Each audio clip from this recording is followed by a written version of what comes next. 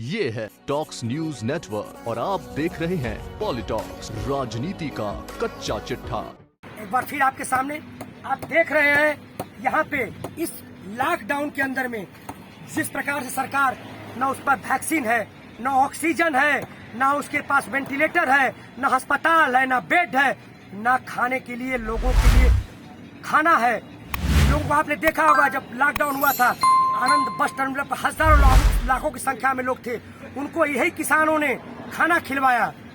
जबकि सरकार दावे भर रही थी, साल भर के बाद सरकार कहाँ है? कहती थी जब तक दवाई नहीं तब तक ढिलाई नहीं। साल भर के बाद कहाँ सरकार खड़ी है? क्या उन्होंने उपाय किया? आज भी इसी लॉकडाउन में यही किसान सभी मजदूरों को, सभी जरूरतमंद लोगों को खाना खिला रहे हैं। एक बार फिर आप दिखाइए, एक बार फिर यही गुरुद्वारा खड़ा है, यही किसान खड़ा है जिसे बदनाम किया जा रहा था।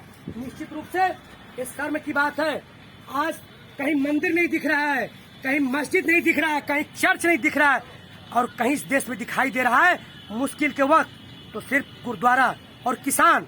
आज यहाँ पे किसान सबको खाना खिला रहे हैं लॉकडाउन में, जो आ रहा है, जिसके लिए दवाई चाहिए दवाई, जिसको रहने के लिए इलाज चाहिए इलाज, सब कुछ यहाँ पे ऑक्सीजन बट रहा है, हमारी संस्थाएं बांट रही हैं, सिख इंटरनेशनल बांट रहा है। तो कहने का ये मतलब है कि ये दावे भरते थे, जो कहते थे विकास की बातें करते थे, वो विकास कहाँ है? आपने देखा क्या इन्हें 2 करोड़ युवाओं को रोजगार दिया?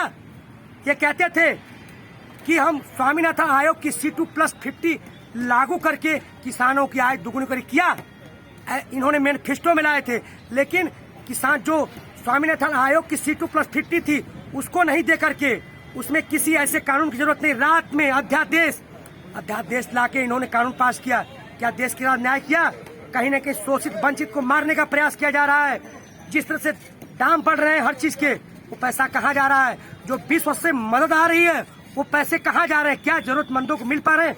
ये सभी सोचना पड़ेगा। यहाँ पे हम खाना खाए, एक हमारा लंगर यहाँ पे सुबह 10 बजे से शुरू हो जाता है, शाम के रात को 8 बजे तक, नंबर 1 गेट पर, जहाँ प्रवेश हरिद्वार मेरठ रोड है वहाँ पे। और एक जो है जो आनंद बस टर्मिनल काले खां की तरफ जाता है, वहाँ हमने बाहर एक लंगर स्टार्ट किया, वो भी 10 बजे से रात 8 बजे तक चलता है। क्योंकि कोरोना काल में हमारा एक गांव है, इस गांव में बाहर के लोग रहे, कहाँ से आते हैं, तो हमको कोरोना न फैले, लेकिन इनकी समस्याओं को ध्यान में रखते हुए यहाँ हमने लंगर स्टार्ट किया है और यहाँ पे खाना दिया जा रहा है लोगों को।